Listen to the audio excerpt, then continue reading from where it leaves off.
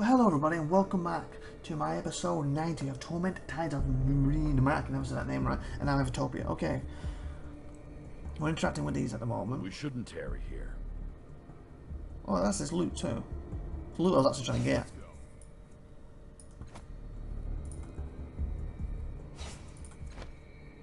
Of course. That was in Motley's pocket. The ink is brown and cracked. Most of it is an illegible scratch, a hasty scrawled, but you can make out 4 numbers at the bottom. 5144. Okay, it's that number again, isn't it? We had that earlier, I'm sure I did.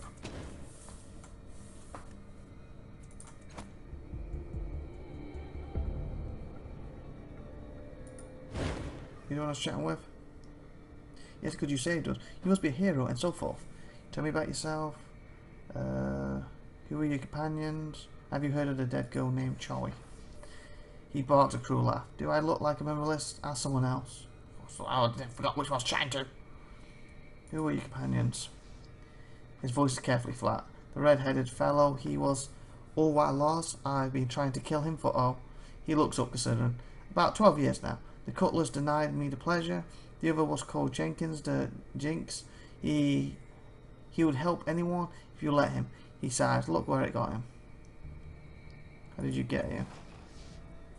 He leans forward and talks to you in low tones. It was all Arwen's fault.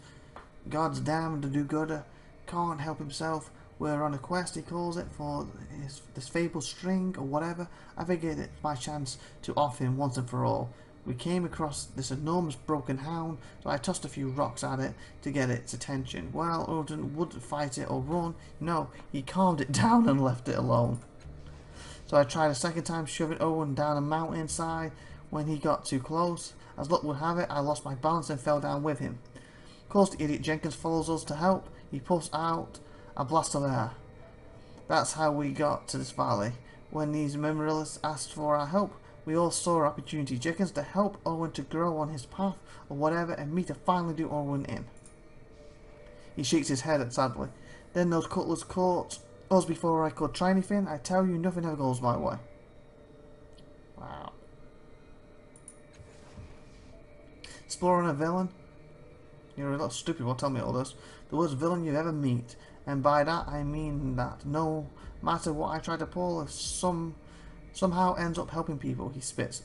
Blessed indeed.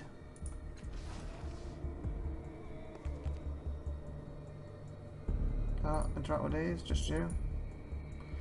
Spring the touch, but impossible to damage. You can make it out the few shadows beyond it. Guys, come over here, I'm getting mixed up who's left. So it's you.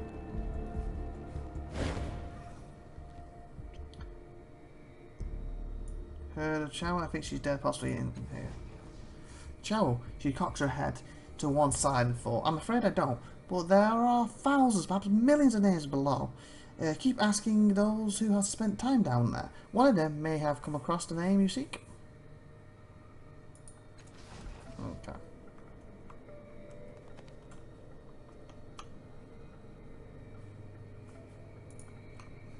The rocks appeared to have been brought in from the outside and wheeled into place, somehow sealing the entrance.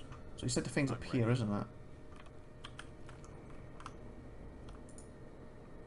Found the bowls, rotten fruit, incense and other oddities filled the corridor. Tokens brought to the honor of the dead.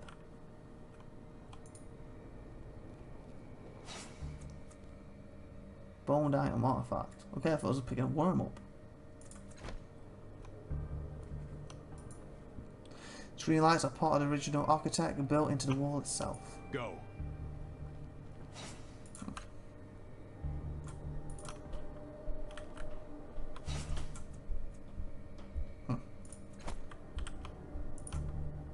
Thousands of names scroll across the surface of the spear. There is no indication of how they died, assuming that's what the names mean. Yes. Now. Yeah, you can hear that in the background. As a few episodes ago, the dishwasher's emptying itself again. I don't know why I said it sounds like 2 or 3 times, but whatever. This jar is filled with ashes, more ashes than one human body could produce. So there's a lot of humans in there. Jar is warm to the touch and vibrating slightly. Shows of voices whisper from this jar every so often. I am the very soul of action. I thought this would be interacted with. Holy fudge. This must be the thing we need. These lights blend and refracting upon themselves must have been brought to honour someone important. The names have been worn away by time. Okay, let's save before we screw something up horribly. 32. Oh, it's dinging now. That's what the ding ding in the background is. I think it's finally finished. And it's telling me it's finished. Okay, stop. Good. All right. That's if the mic was picking that up, that is. A shimmering field obscures the pedestal. It seems to be emitting from a small device within the field. That must be a whisper lock. Inside is a configuration of buttons surrounding a central dial. With the whisper lock engaged, there is no way to reach them. Holy fudge. Okay, she told me that name. Shower. I'll remember that. With a sign of the shimmering field disappearing into glimmer shells of light, the controls are now accessible. Oh. That's what I mean by blocking it. Holy fudge. Oh, these are codes. Oh, you let just remember. Shut up. It was something like 155 or something, wasn't it? Being curly carved into the surface of the 5 buttons. Walk away.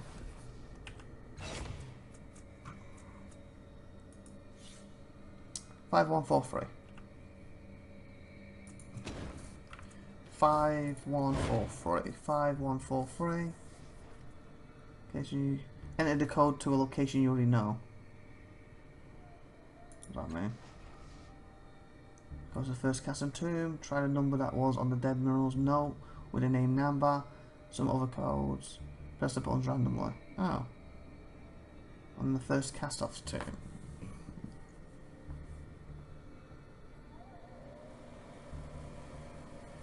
I want to do that number thing that they said first. So what was it again? 5143, 5143, 5143, 5143, 515, 5, 1, 4, 3. When the fourth hydrogen illuminates, a field of energy forms around you, a tight sucking sensation pulls at your gut, then suddenly you are somewhere else. Because we need to stop them, don't we? So.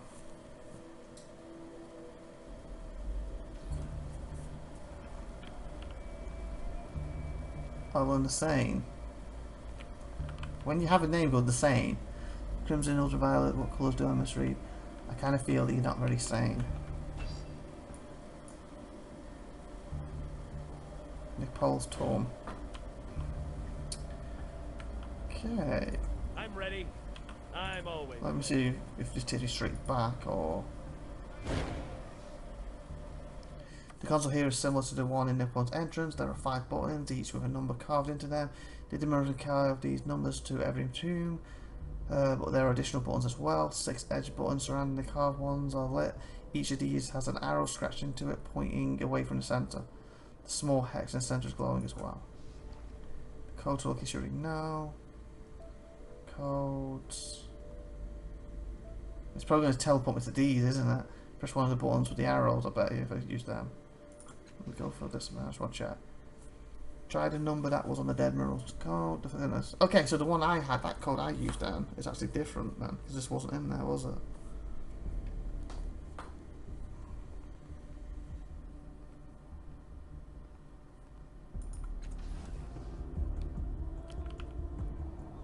Guess we have a chat with him first, or interact with this first. Now. Unending unchanged yet to begin. Before now, time now. Before time, empty words to fill an unmarkable void. Enter is the only truth to remain unchanged. Read the nameplate. Tavern, read the emperor. Nah, so it's red. Alright. Look, Ma, no hands. Read the nameplate. Marling Tan.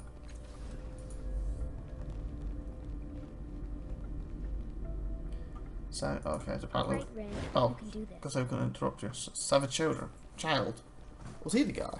A frail humanoid creature with olive skin, clad in rags wrapped around its waist, rummages around aimlessly, fidgeting with eagle-eyed hands scattered in frizzy dark strands on its scalp. appear to be hair. As you approach, he raises his head, revealing large yellow eyes with tiny black dots that stare back at you gleefully. His smile, wide for a creature of his size, shows a perfect set of teeth as his head moves equally from side to side. You stand in Oddwood's mind, he proclaims. That kind of reminds me of why does his name always escape me? Lord of the Ring, Gollum. Man with Gollum, get Gollum vibe from him. Another Karka, whose hold? He leans forward to look at the strange man. His tattoos slide down his arms, bouncing at his wrists, as if straining to touch the object of his regard. You're not mad at all, are you? Madness, my friend? I am the sanest man you ever meet. The kindest soul, the trustiest treat. Those who call me out of sanity have gone into the place themselves. He raises an eyebrow to you. What he's saying is that he's had his mind twisted by crossing through higher dimensions, and that anyone who thinks he's carked is blind. Carked? He addresses the little man again. Is that about right? Is that the right of it? He nods frantically. As I just said. What can you tell me about yourself? Why, my friend, I am Oddwald the Sane, Oddwald the Magnificent, Oddwald the True Seer, and the Keeper of the Past, the one who knows, the one who remembers, the one who hides, and the one who laughs. He pushes some of the gewgaws around on the floor, creating an intricate pattern, or perhaps just a mess. They said I was mad, carcass, and mind a melted machine. When did they come to see? I did not open the eyes to let them taste the colours of my thoughts, but they swept the knowledge into me and out of me, and all that's left is dust. He drums on whatever that is, something patterned, into the dust of the tomb's floor. After a moment, he scatters his assembled junk with a swipe of his hand. The pieces fly randomly, but each lands during one of the beats, and they land in a straight line. He gathers the pieces, insight, foreknowledge, intuition, a predator's mind trapped in the prey's body. See the puzzle fit together and find the nearest bolt hole. So it's called bolt hold. Can you tell me about yourself again? What are you doing here? Doing? All the mirroring delights of life lie before me. Breathing, heart beating, observing, digesting, expressing, meditating, pontificating, answering, ruminating. It is a good time to be alive. He shows a piece of his junk. Say, I am discovering myself and the world and the hidden parts of the universe. Listen, there's tombs, I know them. They sing to me. They're new children, the children in the gate. I know them. I even know the fearful influence. Can I ignore that girl then, that child one from you? They are not secret, though. They are secretive. Around you, you see walls. I see the history, the past, the future, the potential. I line up probabilities and then I push them around until they are true. And when I understand the patterns, I retain the patterns. So what I am doing here, learning. He gathers up his junk. Now, children's gate is. Gate? Of course I know the gate. It's cold. Freely feel it slip through all of these walls. Can't you feel it? Got a feeling. Can you feel it? He taps sternly on the floor. You can't feel it. Why can't you feel it? Here. It is 1, 2, 5, 4. You will certainly feel it there. 1, 2, 5, 4. I need paper. 1, 2, 5, 4. 1, 2, 5, 4. Need paper. Need paper. Need paper. Hopefully, it'll just give me that anyway, but just in case. 1, 2, 5, 4. Yeah, throw it down quick. So let's look there. Tell me about yourself. Tell me about children of Endless Gate. What can you tell me? He lowers his head and smiles. They know me, I know them, and they know, and when they come with ill intent, when they come as friends, I greet them warmly and keep an open otherwhere at my back. What? Keep an open otherwhere at my back. I don't get that. When they come as enemies, they cannot find me. These doors to the other worlds, I have opened them. One brought me here, one opened my mind and spilled my thoughts out, one taught me to put my thoughts back in. He heaves a handful of small bones. You don't know where he found them. He casts them on the floor and laughs to himself and scoops them back up. So strange to think of a mind as a place to store thoughts, only by custom, only by memory.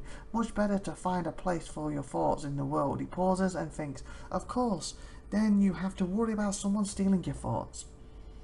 Can you tell me anything useful about the children? What do you know about Iflin? Who knows a sibling better than a brother? Who has forgotten the face of his father, but remembers his acts? Who has seen a broken mind turned into a vengeful thing? He has no taste for blood nor for flesh, but his children bring him these morsels anyway. They do not breed his advice. They call him Lord, but he is their slave. Poor infant. A life misremembered, misinterpreted. He regards his junk pile a life wasted in fear. What can you tell me about? Do you know anything about the girl named Chara? I think she might be here. I'll remember that. Ah, Cha. Cha is a joyful response. A chin in four, a foot full of toes. Though the toes are mostly missing, snatched away by wind, like the light in her eyes. He hums a snatch of popular song, immediately mangles it. What was it? Ah, yes, it was. No, he hums the tune again and mangles it a different way. Yes, that's it. 4-2-2-1. Okay, let me write that down quick. I'm hoping I can check before I end this episode just to make sure they're there so I don't need to remember these, but 2-1. Okay. But remember, he says, dancing from one foot to the other, if you want to learn anything, you must hold your breath. Farewell, creating. You want a job done right. Let me check, see these are here. Should have more codes if I do. The Child's Tomb, the odd, enter code for to the Oddwall, that's him. Enter code for Endless Gate. First cast-off tune, the train number for the dead monsters, no. Where's, oh yeah, Child's Tomb, yeah, okay, they're there, good. So let's save and end this episode and we'll check them out next time. So please like, please have a great day out there, please share this video, please subscribe if you haven't already, and of course, put some comments, that'd be nice. See you next week, have a great wonderful day. And watch my channel, of course. Bye everyone.